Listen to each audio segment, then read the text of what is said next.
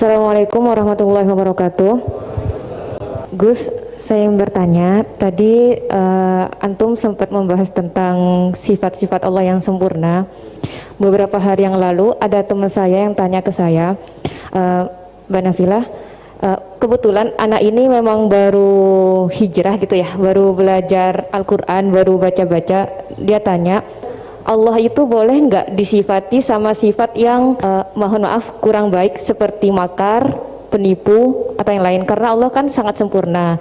Dan dia kebetulan waktu itu dia lagi menyebutkan ayatnya ke saya yang wayamkurullah wayamkuruna gitu. Wa makaru wa makarullah wallahu khairul makiri. Dan di surat Al-Anfal juga ada ayat yang tentang Allah itu sebaik-baiknya tipu daya gitu, mempunyai tipu daya yang sebaik-baiknya.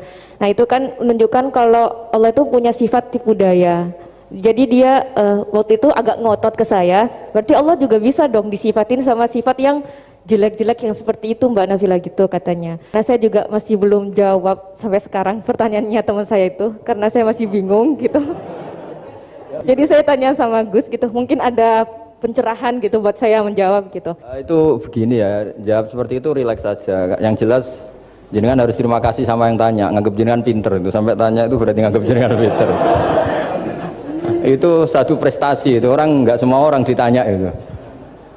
Itu begini ya kalau dalam ilmu balaghah. Makanya saya ini kan pengajar ya, pengajar fikih juga pengajar balaghah, juga pengajar tasawuf, pengajar mantek. Kalau di pesantren kan memang semua itu diajarkan Pak Fatullah. Semua ilmu itu harus kita pelajari karena melihat sisi ekstrimnya, sisi buruknya kalau kita tidak tahu. Sehingga dengan cara itu kita tahu secara serius. Misalnya nikah sekali gak sah kategorinya zina. Misalnya. Terus, nah ilmu balaghah juga gitu. Di antara ilmu sisi ekstrimnya ilmu balaghah adalah kalau kamu tidak memahami balaghah, maka kamu akan mengatakan Quran ini bohong. Karena kamu tidak tahu tasbih itu apa. Terus misalnya gini, Allah memaklumatkan di Quran bahwa orang kafir itu sumum bukmun umyun. Sumun artinya itu tuli, bukmun artinya bisu, umyun artinya buta. Itu kalau kamu nggak ngerti balaghah, maka faktanya apa? Ternyata orang kafir tidak tuli, tidak bisu, tidak buta. Tapi kalau kamu ngerti balaghah akan tahu ini tasbih yang balik, perumpamaan yang sempurna, kesusastraan. Jadi kalau orang muji Nabi itu nggak bilang anta kasamsi, itu kurang keren. Kamu ibarat matahari, kurang keren. Kafnya dibuang, anta samsun, anta badrun. Kamu matahari, kamu rembulan. Nah itu balaghah. Nah di antara balaghah itu ada namanya wal ityan bil kalimah lil musyakalah. Jadi mendatangkan kalimat bukan dengan makna semestinya tapi lil musyakalah. Musyakalah itu perimbangan. Wa makaru wa makarallah, mereka bermakar dengan tipu daya.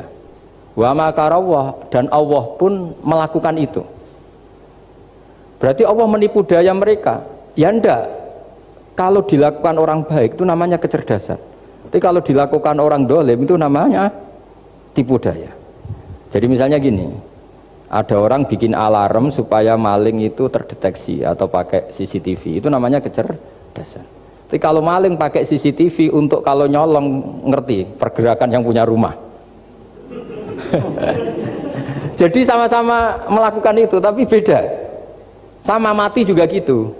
Ketika kita pecundang matinya mati sangit gitu, tapi ketika kita pahlawan matinya mati syahid. Artinya ya sama-sama mati.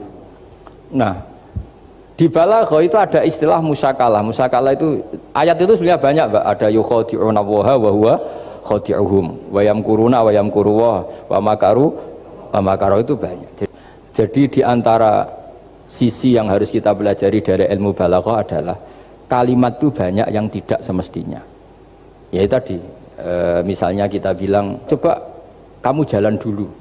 Kalau kita bawa mobil maksudnya mobil itu jalan, kita duduk, tapi kalimatnya tetap sudah kamu jalan dulu. Naik mobil kok dibilang jalan. Jadi berdiri juga gitu.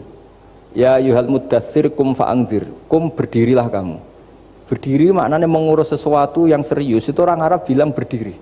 Sehingga disebut wayuqimuna sholat, dan mereka mendirikan sholat. Apa semua sholat itu bentuknya berdiri? Nah, nuruti cangkem elek kan protes ya. Makanya begitu juga sholat. Sholat itu harus menghadap kiblat.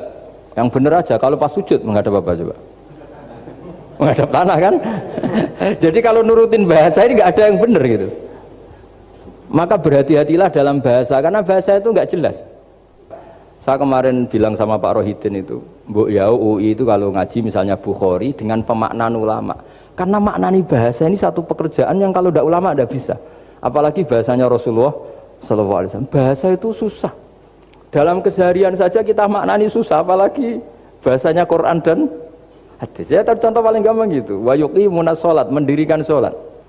Jadi bahasa itu selalu sering kalau di balaghah disebut hakikat dan majas.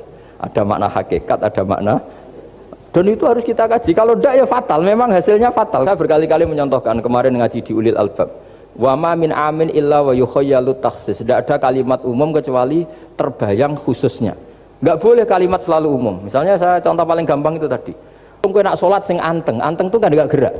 Wah ya enggak sah, lah tahu enggak rukuk, enggak sujud, anteng aja. Ada ini cerita. Jadi kalimat itu sesuatu yang pemaknanya itu pasti proporsional gitu. Ya salat kalau anteng sah enggak gerak-gerak? Enggak sah kan berarti enggak rukuk, enggak sujud, kan anteng aja dia. Nah, Quran itu ada sekian kalimat yang maknanya itu proporsional. Seperti wa makaru. Jadi misalnya gini ya, contoh paling gampang yang populer. Nabi di Gua Thur. Gua Thur itu ya gua Arab ya. Kedalamannya enggak banget dalam. Terus Allah merekayasa itu dengan cara ada laba-laba yang masang jaringnya di situ, terus ada burung dara yang di situ. Itu ya disebut makruh, rekayasa Tuhan. Tapi orang pasti sepakat itu namanya kecerdasan. Karena orang kafir yang mengklaim dirinya cerdas, dirinya terlatih, dirinya ahli mendeteksi musuh, ternyata hanya ditipu seperti itu, nggak tahu. Nah karena ini pekerjaan kesalehan disebut kecerdasan. Apa disebut?